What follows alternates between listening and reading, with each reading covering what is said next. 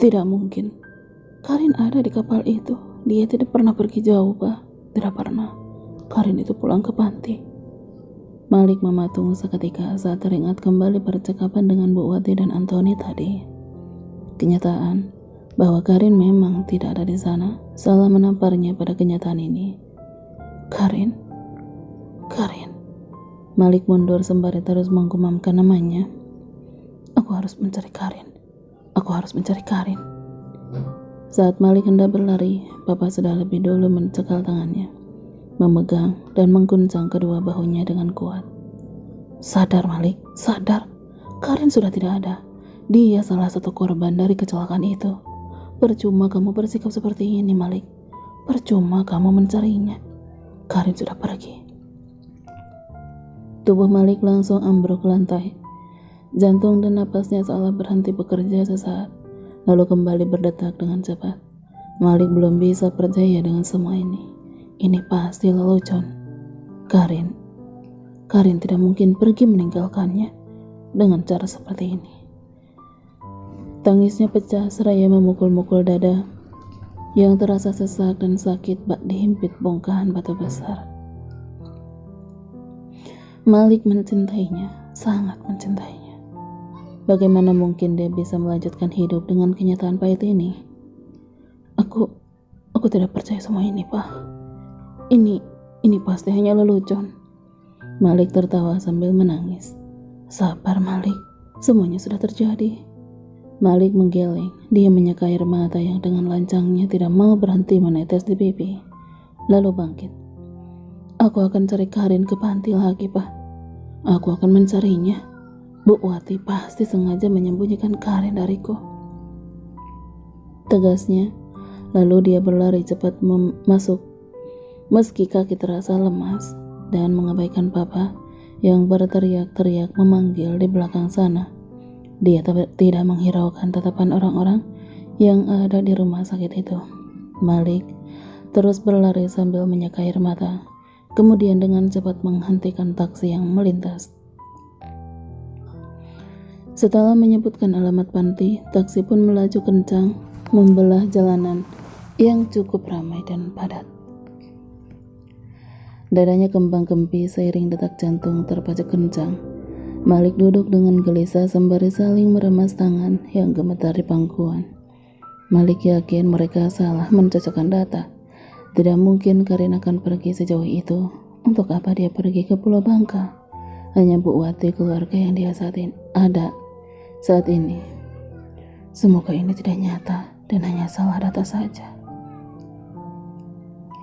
Sesampainya di panti, Malik langsung berlari masuk tanpa mengucap salam. Berteriak memanggil Karin hingga membuat anak-anak di panti ini keheranan sekaligus kaget. Dia membuka kamar lama di mana Karin pernah tinggal dan kosong. Ada apa, Nak? Bu Wati tergopoh-gopoh menghampirinya. Malik menoleh dan langsung memegang kedua bahunya. Di mana Karin, Bu? Di mana Ibu sembunyikan Karin? Sembunyikan Karin? Maksud kamu apa? Beliau malah terlihat bingung. Malik tertawa frustasi. Ibu jangan bohong. Ibu sedang bersandiwara kan? Ibu dan Karin sengaja bersekongkol untuk balas dendam. Iya kan, Bu? Astagfirullah. Maksud kamu itu apa, Nak? Ibu sungguh tidak paham. Karin memang tidak ada di sini. Ibu sudah bilang kan? Malik menggeleng pelan dengan lelehan air mata. Tidak mungkin. Kalian pasti mempermainkanku.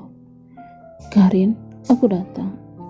Karin, aku datang menjemputmu. Malik kembali mencarinya di setiap kamar, mengabaikan Bu Wati dan Bu Ika yang tetap menjelaskan kalau dia tidak ada di sini.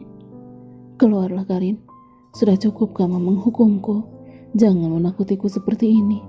Aku mohon, keluarlah, Karin. Namun beberapa menit telah berlalu. Hanya riuh anak-anak dan suara Bu Wati yang terdengar di sini. Tak ada tanda-tanda kemunculan Karin ataupun sekedar suaranya. Tidak menyerah, Malik kembali mencari keberadaannya di halaman belakang. Siapa tahu dia memang bersembunyi di sana atau di samping rumahnya. Lelah tidak kunjung menemukan keberadaan Karin, Malik jatuh terduduk lemas di bawah pohon mangga. Dulu aku sering mengajaknya duduk di sini saat melakukan pendekatan.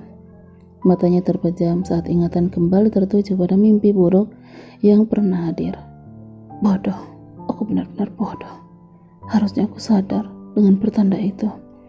Harusnya aku segera menyusul Karin dan membawanya pulang saat itu juga, dan membawanya kembali ke dalam pelukan. Harusnya malam itu aku memberinya dukungan dan kepercayaan, bukannya malah mentalak bahkan memukulnya. Harusnya aku orang pertama yang selalu bisa menjadi sandaran, tapi aku malah orang yang paling banyak menyakitinya. Malik berteriak histeris, menangis frustasi sambil meneriakkan namanya berulang kali. Nak Malik, ada apa nak? Apa yang terjadi pada Karin? Kenapa kamu sampai menangis seperti ini? Bu Wati berjongkok di depannya dengan tatapan cemas sekaligus takut. Karin bu, Karin. Lirihnya terisak. Karin sudah pergi meninggalkanku. Jangan bicara begitu nak, mungkin Karin hanya butuh waktu untuk menenangkan diri dulu. Apa kamu udah cari Karin ke rumah temannya? Malik menggeleng pelan, menunduk dengan bahu berguncang hebat. Karin tidak akan pernah kembali bu, tidak akan pernah kembali. Tangisnya semakin pecah, tidak peduli sama sekali dengan anak-anak kecil di sini, yang sebagian malah menertawakannya. Maksudnya apa? Kenapa kamu bicara gitu nak? Malik mengangkat wajah dan menatap Bu Wati dengan pilu. Karin. Malik tidak sanggup melanjutkan perkataan dan malah kembali menangis sesegukan dengan mata terpejam. Karin kenapa? Desak Bu Wati tidak sabar. Malik kembali membuka mata, mengumpulkan sisa kekuatan yang ada untuk menceritakan kenyataan pahit ini padanya. Karin termasuk salah satu dari korban kapal yang terbakar dan tenggelam bu. Karin meninggal. Malik kembali menunduk, terisak pilu sembari menarik-narik rambut frustasi. Tidak mungkin, Karin, gumam Bu Wati sangat pelan. Karin. Bu Wati dibopong pada anak panti remaja, lalu dibawa masuk ke dalam. Sementara Bu Ika membantunya yang lemas supaya kembali berdiri dan memapahnya. Malik masih menangis terduduk di sofa. Sementara para anak panti tengah mencoba menyadarkan ibu asuh mereka. Diminum dulu biar tenang. Malik menoleh kepada Bu Ika dengan senyum ramahnya menyodorkan secangkir teh hangat. Terima kasih, ucapnya lirih. Bu Ika mengangguk lalu duduk di sampingnya. Lalu bagaimana dengan jenazah Karin sekarang? Apa sudah ketemu? Tanyanya dengan suara bergetar. Iya, Malik belum sempat mendengarkan seutuhnya penjelasan petugas itu tentang jenazah Karin. Saking shock dan tidak percaya, Malik sudah lebih dulu menyangkal sebelum mereka menjelaskan secara rinci. Saya belum tahu bu, tadi keburu shock duluan sewaktu mendengar kabar itu. Jawabnya sembari menyeka air mata yang tidak mau berhenti menetes. Malik merogoh ponsel di saku celana saat merasakan getarannya. Ada panggilan masuk dari papa. Iya pak, ucapnya serak dan parau.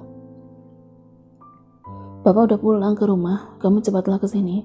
Masih ada yang harus kamu ketahui tentang Karin. Iya pak, aku pulang sekarang, ucapnya tidak bersemangat, lalu mematikan sambungan. Bu, saya pamit pulang dulu. Masih harus mencari tahu tentang kelanjutan berita ini. Malik menunduk menyeka air mata karena tidak kuasa menahan tangis. Setiap kali teringat Karin sudah tidak ada. Iya nak, nanti tolong kabari kami ya, kata Bu Ika sembari menyeka air matanya. Iya, nanti saya telepon lagi. Maaf udah membuat Ibu Wati syok dan pingsan. Tidak apa-apa, beliau udah menganggap Karin seperti putrinya sendiri. Wajar beliau seperti itu karena syok mendengar kabar ini. Insya Allah sebentar lagi siuman. Kalau begitu saya pamit bu. Assalamualaikum. Waalaikumsalam, hati-hati.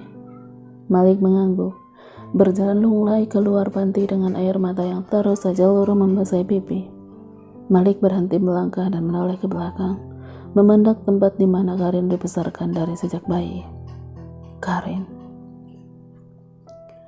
Malik mengusap kasar air mata, lalu kembali melanjutkan langkah dan menghentikan taksi. Sepanjang perjalanan Malik hanya diam memandang keluar jendela dengan pikiran menerawang jauh, memikirkan waktu-waktu indahnya bersama Karin dulu. Sungguh, rasa sesalnya sangat menyiksa, sesal yang tak akan bertepi. Untuk meminta maaf pun, Malik sudah tidak punya kesempatan. Karin telah pergi untuk selama-lamanya. Dia tidak akan pernah kembali padanya. Ya Allah. Dengan lesu Malik turun dari taksi dan berjalan lunglai menuju pintu rumah. Di dalam samar-samar Malik mendengar papa dan mama sedang berdebat, tapi Malik tidak peduli. Semangat hidup ini seolah tercabut setelah mengetahui kabar menyakitkan ini. Malik seolah kehilangan gairah dan tujuan hidup. Andai boleh meminta, rasanya ingin mati saja detik ini juga.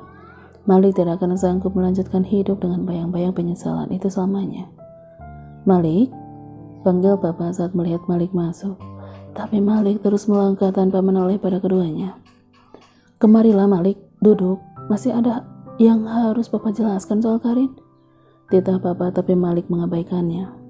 Terus melangkah lesu menuju kamar tanpa berniat menoleh sedikit pun pada keduanya. Malik, kamu dengar papa bicara atau tidak sih? Malik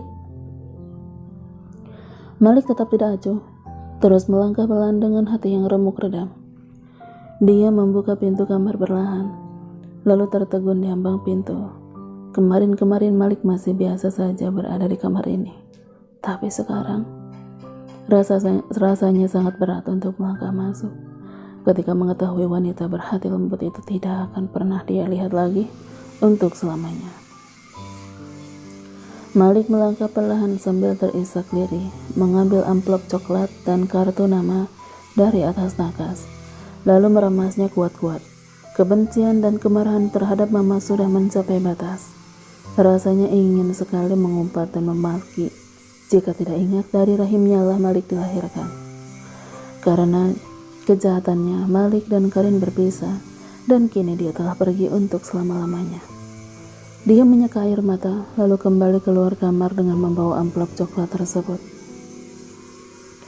Menuruni tangga dengan lesu untuk menghampiri mama dan papa yang terlihat sedang bersih tegang.